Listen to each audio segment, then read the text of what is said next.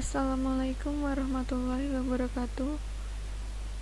Nama saya Konita Hanifah Rahmawati, NIM B100180341. Di video kali ini saya akan menjelaskan bagaimana cara uji asumsi klasik dengan menggunakan SPSS.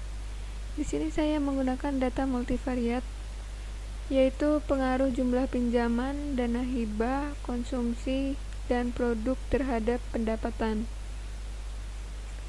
Kemudian variabel Y sebagai pendapatan, variabel X1 sebagai pinjaman, variabel X2 sebagai dana hibah, variabel X3 sebagai konsumsi, dan variabel X4 sebagai produk. Nah, ini adalah data yang sudah saya copy paste dari Microsoft Excel tadi. Kemudian kita lihat pada variabel view. Untuk name yang pertama kita ganti dengan variabel Y dengan label jumlah pendapatan. Kemudian variabel X1 dengan label jumlah pinjaman, variabel X2 dengan label jumlah dana hibah, variabel X3 dengan label jumlah konsumsi, dan variabel X4 dengan label jumlah produk. Nah, karena datanya tadi tidak ada angka di belakang koma, maka desimalnya saya ubah menjadi 0 semua. Uji asumsi klasik yang pertama yaitu uji normalitas untuk melihat apakah nilai residu terdistribusi normal ataukah tidak. Model regresi yang baik memiliki residu yang terdistribusi normal. Tes normalitas tidak dilakukan untuk semua variabel, namun untuk nilai residual. Untuk menguji normalitas, caranya yaitu klik Analyze, kemudian Non-Parametric Test, Legasi Dialog, lalu klik Sampel KS.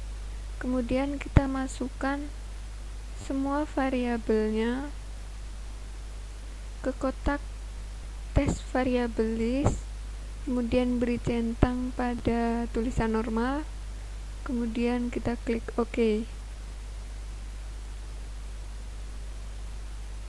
Nah, ini output untuk uji normalitasnya. Kita lihat nilai tes statistik pada variabel Y sebesar 0,159. Untuk nilai esim signifikansinya sebesar 0,200, berarti lebih dari 0,05. Artinya data tersebut bisa dikatakan memenuhi syarat untuk berdistribusi normal. Uji asumsi klasik yang kedua yaitu uji linearitas. Uji linearitas untuk melihat apakah model yang dibangun mempunyai hubungan linear ataukah tidak. Uji linearitas menggunakan one-way ANOVA dengan nilai F hitung lebih kecil dari F tabel. Cara mengujinya yaitu klik Analyze, Comparements, lalu one-way ANOVA. Untuk variabel Y atau jumlah pendapatan, kita masukkan ke kotak Dependent List, dan untuk kotak faktornya terlebih dahulu kita masukkan variabel X1, kemudian klik kontras, beri checklist pada polinomial, lalu continue. Kemudian kita tunggu hingga muncul outputnya. Setelah itu baru kita masukkan variabel X2, X3, dan X4 satu persatu dengan cara yang sama. Maka muncul output seperti ini dengan tabel sendiri-sendiri.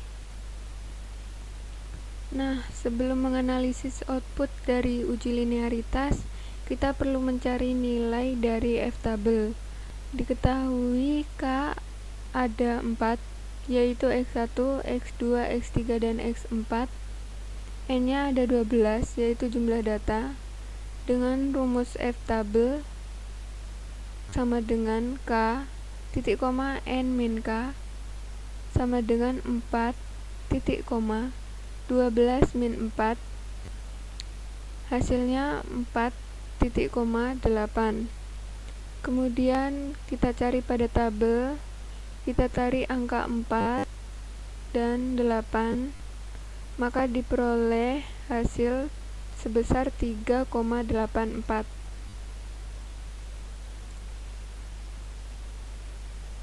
Kemudian yang pertama, tabel ANOVA untuk faktor variabel X1.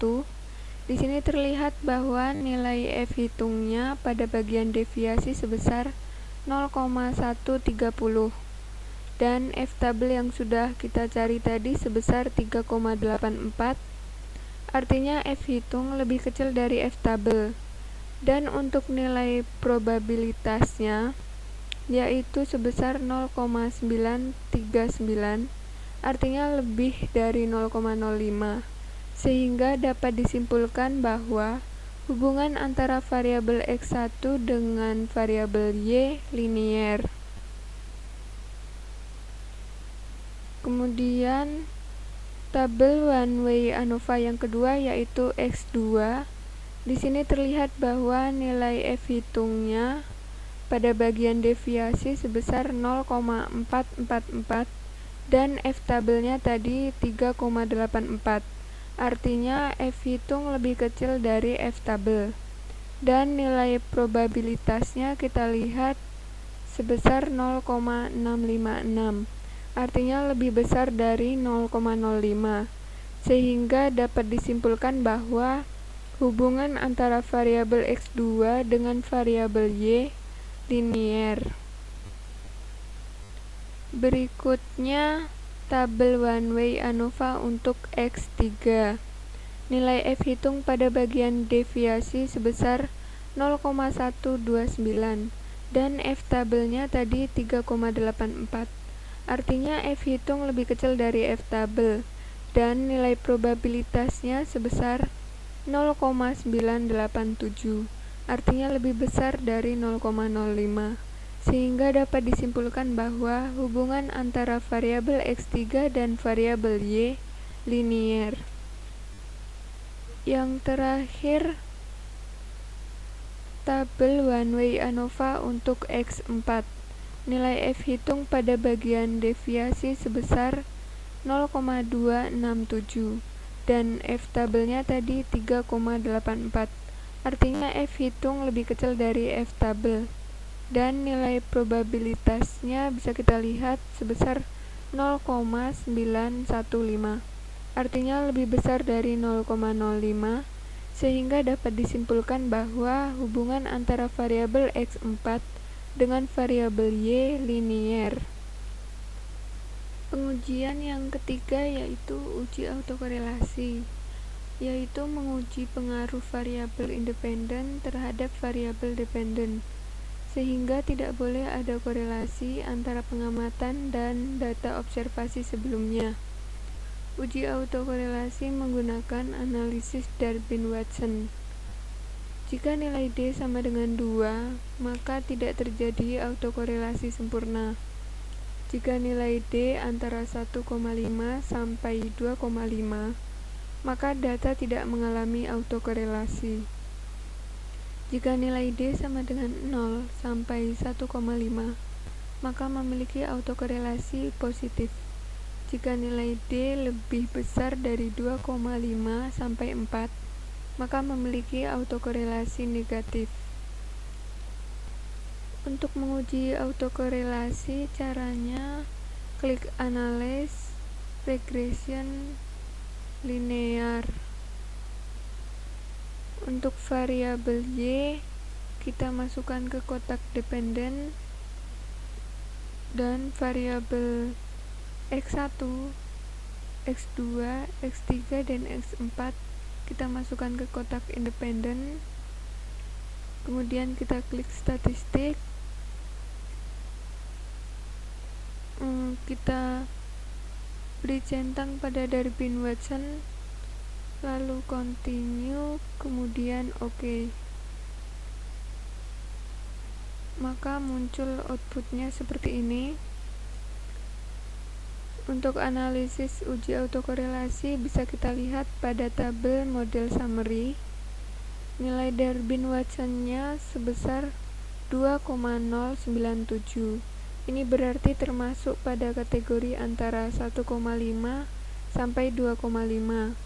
Maka data ini tidak mengalami autokorelasi.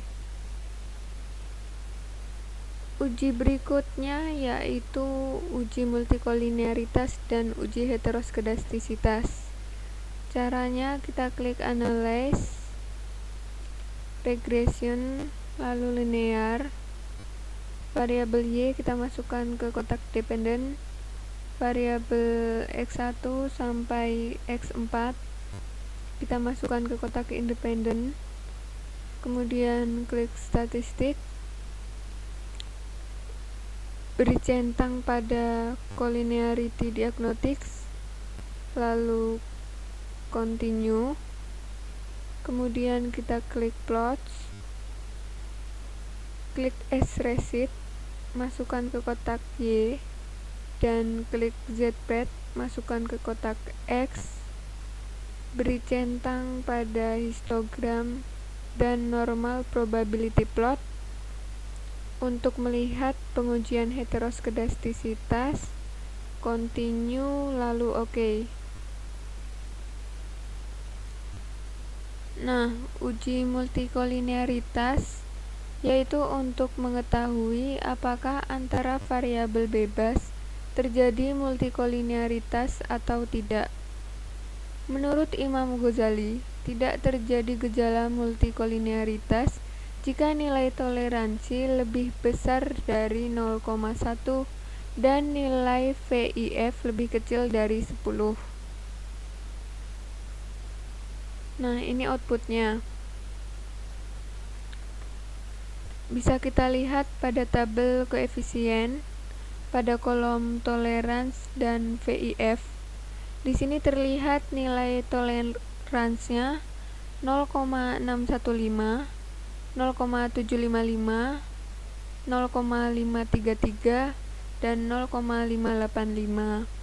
Artinya lebih dari 0,1 semuanya.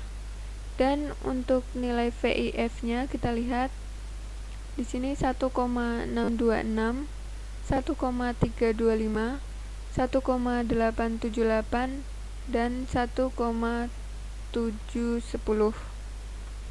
Artinya nilai VIF pada kasus ini kurang dari 10 semua, sehingga dapat disimpulkan bahwa kasus ini tidak terjadi gejala multikolinearitas. Kita lanjut uji berikutnya yaitu uji heteroskedastisitas, yaitu untuk memeriksa apakah ada perbedaan antara satu residu dan pengamatan lain.